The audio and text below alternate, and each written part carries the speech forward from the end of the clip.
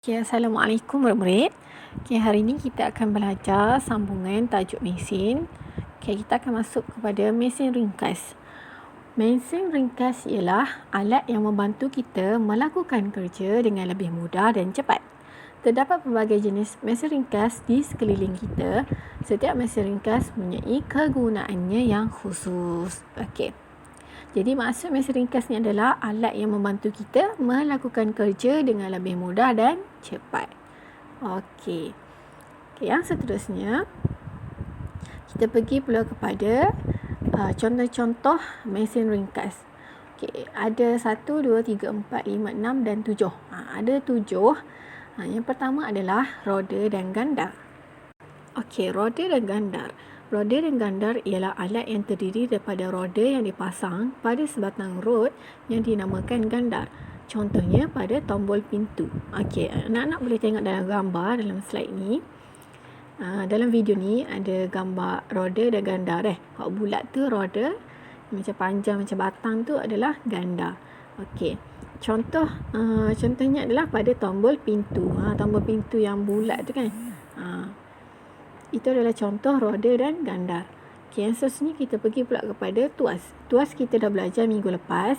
Okay, tuas ialah alat yang terdiri daripada sebatang rod yang diletakkan di atas fulcrum untuk mengangkat atau mengumpil sesuatu beban objek. Okay. Tuas dia ada dua fungsi, iaitu mengangkat dan lagi satu mengumpil sesuatu beban objek. Okay, contohnya adalah pada penyapu. Okay. Kelas minggu lepas kita telah belajar tuas terdiri daripada 3 perkara, iaitu beban, daya dan fulcrum. Okey, contoh alat atau objek. Contoh alat atau objek yang kita sebut sebagai tuas adalah penyapu. Okey, pada sebatang penyapu terdapat beban, iaitu hujung penyapu dan sampah sarap, dan kemudiannya terdapat daya, iaitu tangan yang kita pegang pada batang penyapu. Okey, di situ terdapat daya tolakan atau tarikan kita menyapu tu kan. Okey, kemudian terdapat fulcrum. Okey, fulcrum pada hujung batang penyapu atau di tempat tangan kita pegang, yang tugasnya hanyalah menyokong. Menyokong pergerakan tu dah. Okey. Macam kelas minggu lepas, cikgu ada explain pasal tuas pada batang penyapu dah. Okey, yang seterusnya kita pergi pula kepada skru. Okey. Skru ialah alat yang berbentuk silinder beralur yang dapat dimasukkan ke dalam sesuatu ruang dengan memutarkannya untuk menyatukan atau mengetatkan dua bahagian objek. Okey, contohnya pada botol dan penutupnya. Ini contoh objek yang berada di sekeliling kita dah. Contoh objek untuk skru. Anak-anak boleh tengok pada botol air kat rumah tu kan, botol air plastik tu. Okey, pada tempat penutup tu terdapat alur terdapat jalur-jalur tu di sekitar penutup botol dan juga di sekitar mulut botol. Okey, bila kita nak tutup, kita akan pulas mengikut alur tu. Bila kita nak buka, kita pulas juga mengikut alur tu. Tapi di arah yang berbeza lah untuk buka dan tutup. Okey.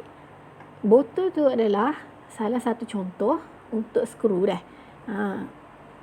Sebab apa? Sebab dia beralur dan kemudian kita memutarkan dia tu untuk menyatukan, untuk tutup ataupun untuk mengetatkan dua bahagian objek. Kita tutup, kemahkan, kita pulah. Itu adalah salah satu contoh skru dah. Jangan kita ingat skru kita tahu tu je. Jadi botol ni juga merupakan salah satu contoh skru, iaitu salah satu mesin ringkas dah. Okey, yang seterusnya adalah gear. Okey. Gear ialah alat yang terdiri daripada bahagian roda yang bergerigi. Contohnya pada jam. Okey, bila sebut gear, kita pun imagine, kita pun terus nampak gambar gear macam dalam slide ni kan. Macam dalam video ni. Okey, kalau anak-anak perasan, kalau kita pergi tengok kepada jam di dinding, di belakang jam tu terdapat gear. Iaitu alat yang terdiri daripada bahagian roda yang bergerigi. Nampak tak di belakang cam dinding tu ada macam roda yang bergerigi, ada dua, besar satu, kecil satu, dan dia tu duduk rapat-rapat dan saling bersentuhan. Kan kalau perhati di belakang chair tu.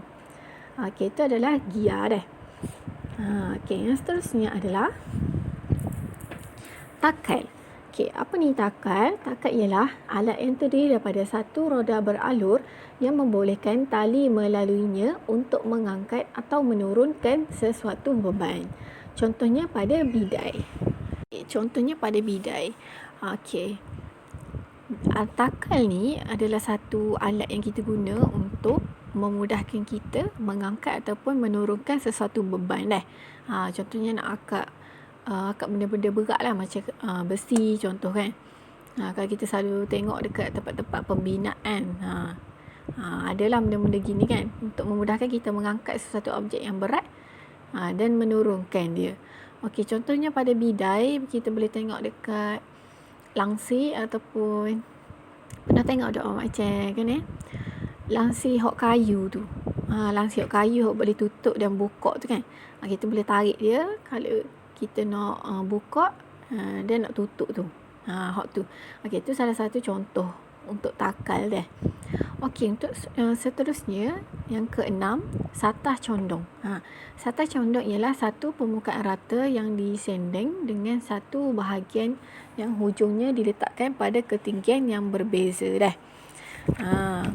Satah condong ni dia permukaan rata. Lepas tu kita sendengkan dia. Dan hujung dia diletakkan pada ketinggian yang berbeza. Maksudnya ada tinggi ada rendah lah. Contohnya pada tangga dah. Kita tengok tangga ada cerun dia panggil, ada tinggi dan ada rendah dia. Kemudian kita boleh tengok juga pada contohlah kalau pergi pasar raya kan, kalau pergi pasar raya awak akan tengok ada tempat satah condong tu permukaan rata untuk tolak troli. Laluan untuk troli kan ada tinggi dan rendah kan. Tu salah satu contoh satah condong. Okay, kegunaan satah condong ni untuk apa? Untuk kita memudahkan lah. Kita nak buat turun beban. Contoh kan, kita tolak troli. Kalau kita lalu kot tangga lakoh dengan kaki tu, payahlah sikit. Jadi kita turun guna ni satah condong ni. Guna tempat laluan troli permukaan rata tu. Jadi laju je turun. Sebab dia macam kita turun bukit kan. Tu kegunaan dia lah untuk kita buat turun barang daripada lori contoh kan, daripada tempat tinggi. Tu antara contoh lah. Okey, yang seterusnya last sekali adalah baji. Okey, baji ni apa? Baji ni ialah alat yang runcing pada satu hujungnya dan digunakan untuk memotong serta memegang dan membentikan sesuatu objek. Banyak fungsi dah untuk memotong, memegang dan membentikan sesuatu objek. Okay, contoh dia apa? Contohnya pada pisau. Pisau tu juga merupakan baji. Dia ada runcing, ada hujung dia tu. Dan kemudian kegunaan dia untuk memotong lah. Contoh memotong daging ke, memotong ayam ke. Ikutlah. Kemudian contoh lainnya adalah penyendal pintu. Okay, penyendal pintu ni dia ada hujung dia runcing juga. Kemudian dia tu fungsinya untuk membentikan sesuatu objek lah. Contoh tak sebi pintu terbuka ke, nak sebi pintu duduk dia situ. Tak sebi pintu bergerak. Itu contoh salah satu contoh untuk baji lah. Pisau atau penyendal pintu. Okey, seterusnya. Kita telah belajar tadi ada 7. Ada 7 mesin ringkas. Okey, kemudian kita pergi pula kepada mesin ringkas menyelesaikan masalah. Mesin ringkas menyelesaikan masalah manusia lah.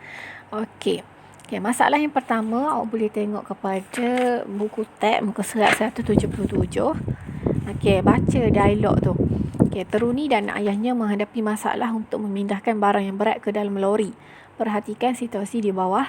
Okey, bagaimanakah ayah saya dapat memindahkan barang-barang ini dengan mudah? Ayah dia ni baru pindah rumah. Jadi barang-barang di atas lori banyak, barang-barang yang berat.